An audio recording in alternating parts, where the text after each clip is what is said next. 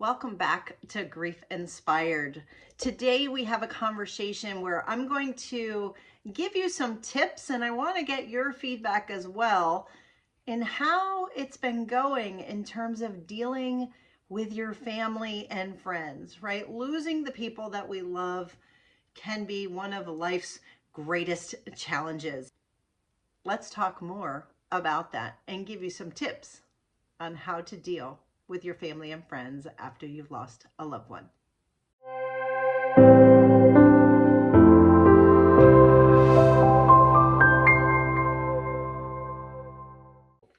On this channel, I give you as much as I can about what I've learned on my own journey, and in talking to all the clients that I have, I share it with you to help you get through your grief journey and hopefully believe and then find a path to happiness after loss.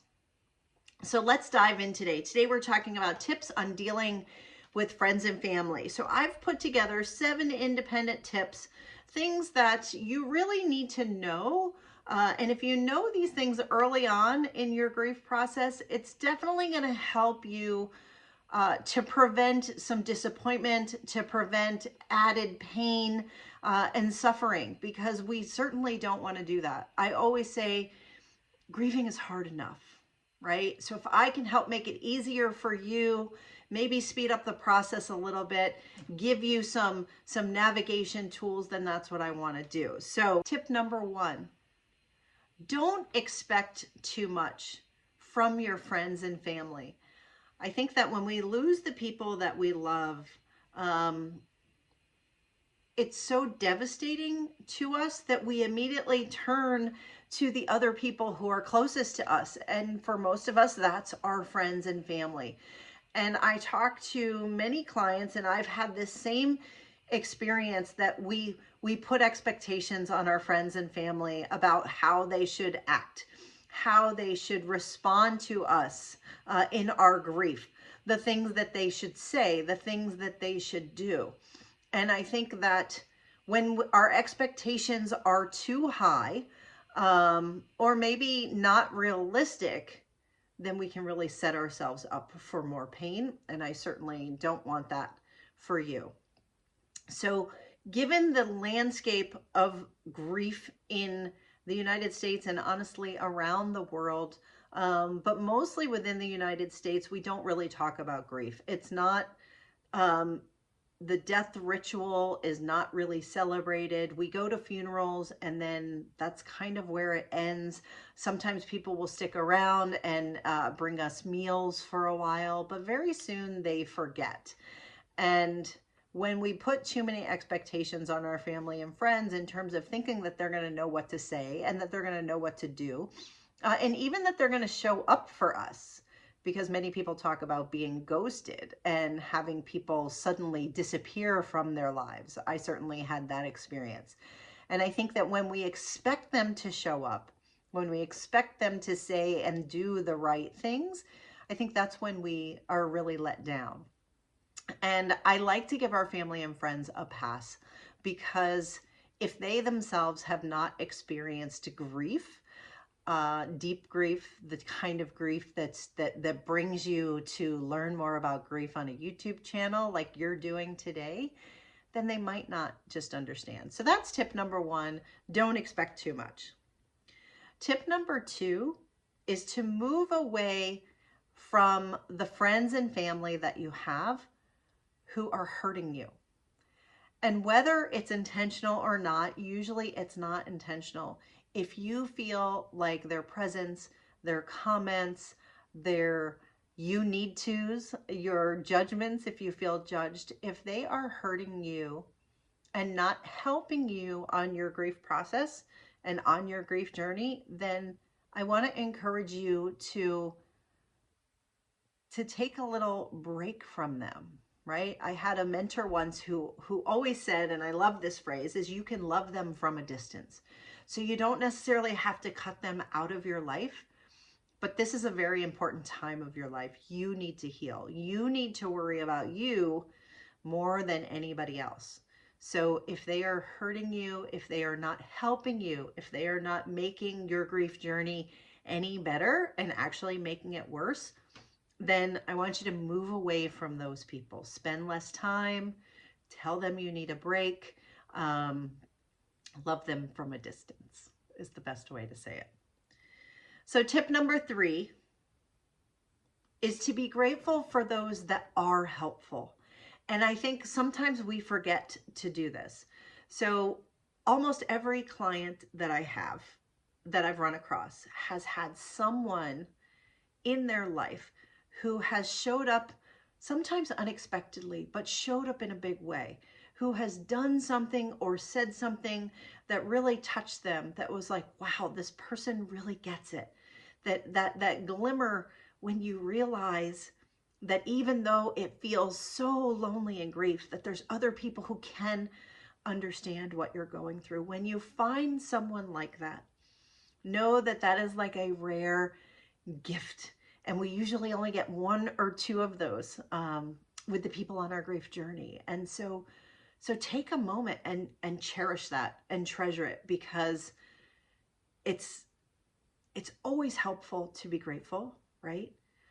And there aren't a lot of people who can show up for you in a big way, who are emotionally equipped, who are courageous enough, who are brave enough to sit with you in your pain. And when you find someone like that, cherish them, be grateful, and just say thank you. Thank you so much for being here, so that they know that you appreciate it. And when you let them know that you appreciate it, they will show up for you again and again. So tip number 4 is to vocalize what you need with your family and friends. Life continues to go on. People will want you to go to weddings. People will want you to go to parties. The holidays are coming up. They're going to want you to celebrate with them. They're going to expect you to be happy and joyful. And if that's not how you're feeling, and if that's not what you need, you can set up some boundaries and you can vocalize what you do need. So you can say, well, yes, I would really like to go. I'm just really not feeling up to it. Can we do something one-on-one? If you don't want to have a big holiday this year because the holidays are challenging for you, let your friends and families know. Say, I just don't have the mental energy. I don't have the emotional energy to decorate, to make the cookies like I do every year, to do the things that we've always done. And if you feel like you want them to go ahead and do them for you, because that would be fine with you, then tell them that. But if you want to take a hiatus from Christmas, I know I did that my first year because I just wasn't feeling the spirit of the holidays. I didn't want to be happy. I just wasn't there. And that's okay too. So the important thing is to vocalize what that is. So if you need time alone, vocalize that. If you're sitting alone and you're feeling really left out, then vocalize that too. Call somebody you trust. Ask them, I really need to spend some time with somebody. I can't go to the party because I can't be around lots of people, let's say for an example, but I would really love it if we could just sit and have coffee. If we could watch a movie together. If you could just come over and hang out for a little bit to break up my day. Whatever it is that you need, you are the one who knows best what you need. And so I always encourage to look within. Ask yourself what you need. Like it says in my grief journal, what do you need today? It's step number 4 of my grief journal. What do you need today? And then when you need it and you know what it is that you need, vocalize it and ask for it. Ask for what you need. Next is don't stay in painful situations. So this is tip number 5. Don't stay in painful situations.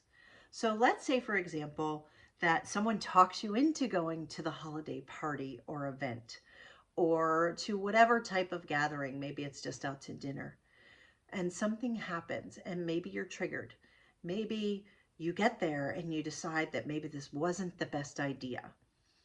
Instead of worrying about letting people down, or looking awkward, remove yourself from the situation. If you are triggered and you feel embarrassed because you suddenly start crying, remove yourself from the situation. If you find yourself encountering somebody who suddenly wants to share with you all of their death experiences, the people that they've lost and the things that they went through, and you don't want to listen to that and be subjected to it, or you find the person who suddenly decides that you've lost a spouse and they're going to help you find someone else, remove yourself from those situations. Do not cause yourself to suffer more. It's always okay to turn around and walk away. It's always okay to excuse yourself to a restroom. It's always okay to privately tell the host of a party that you need to go. It's also okay to leave and then send a message to who you feel like you need to send a message to say like, this was too much. I really wanted to try, and so I made an effort, but it was too much, right? So if you find yourself in a painful situation, don't stay in it. Don't suffer more. Don't cause yourself to suffer more than you already are. So that was tip number 5. Tip number 6 is to ask for what you need. Now, I mentioned when you're vocalizing what's going on for you, vocalize what you need. That's more so like in the moment. When I'm saying ask for what you need, think about what's going on with your life. What do you need help with? What are the things that people can do for you? One of the things that is troubling for the people around you, for your friends and family, is that they often want to do something, but they don't know what to do. Many people will avoid doing anything for fear that bringing up the person that you've lost might make you more sad, or fear that maybe they'll say something wrong, and so they say nothing. So what you can do to help yourself when you don't have emotional or mental energy for just the day-to-day tasks, I want to encourage you to make a list, right? Can they go to the store and get you a few things? Can they take out your garbage cans to the street? Can they walk your dogs or play with your kids? Can they bring you meals? And can you tell them, these are the kind of meals that I'm kind of needing right now, right? Sometimes people will inundate you with unhealthy things, right? Which is really counter to what you need, right? You need things that are going to help you with energy. So healthy meals. If you find that you're not getting what you need because maybe everybody's bringing you a casserole, tell people, stop bringing me casseroles, like I have enough casseroles, but could you bring me this? Because this would actually be helpful.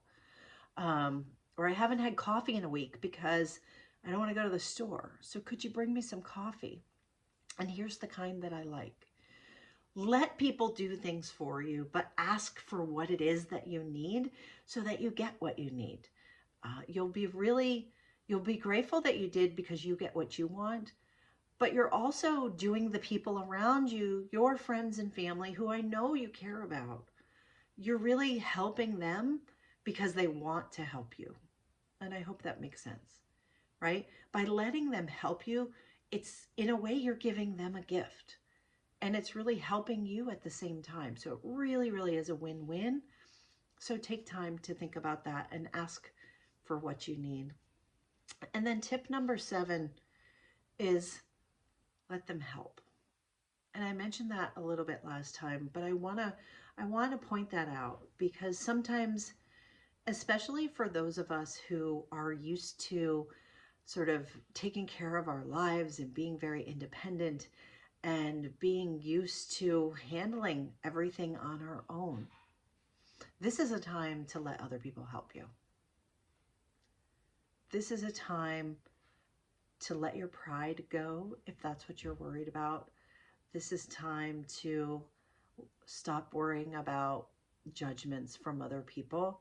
This is a time, in my courses, I teach massive self-care, right? So there's self-care and then there's massive self-care. And when I define self-care, it means When you feel like you're doing a little bit too much for yourself, do it a little bit more. And then you'll be closer to massive self-care. So let other people help you. That is a way to care for yourself. And like I said before, people want to help, but you have to let them. And if there is any time in your life when you can let people help you, this is it. This is it. So let them help you. And again, you can still vocalize how you want them to help you, but please let them help you. So those are my 7 tips. Don't expect too much from your family and friends. Move away from your family and friends who hurt you, i.e., love them from a distance sometimes. Be grateful for what you need. Vocalize what you do need. And when you need to set up those boundaries, go ahead and set those boundaries and tell people, I need some space. I need some time when you need that. Don't stay in painful situations. Ask for what you need. And let those family and friends who are around you, who don't know what to do, who want to help you, who do genuinely care about you and do want what's best for you, find a way to let them help, the way that's right for you. So with all of this, I want to reiterate, there are no shoulds here. These are not the things you should do. These are suggestions. These are tips. These are the things that you look at these things and you think about them and you say, yes, this is what I need. And if it feels good to you, if it seems right to you, then you go ahead and do it. I hope that makes sense. You can get through this. Dealing with family and friends is a challenge. If you are challenged, if you struggle, I want you to please send me a note. Tell me what your struggles are. Let me help. As always, thank you for subscribing to my channel. Thank you for helping so many other people to find my channel for the first time. The numbers of people who are finding my channel for the first time are so many, and I'm blown away. And I'm so happy for that. So please subscribe if you haven't, so that keeps happening. And let me know how you're dealing with your family and friends. And as always, how I can help.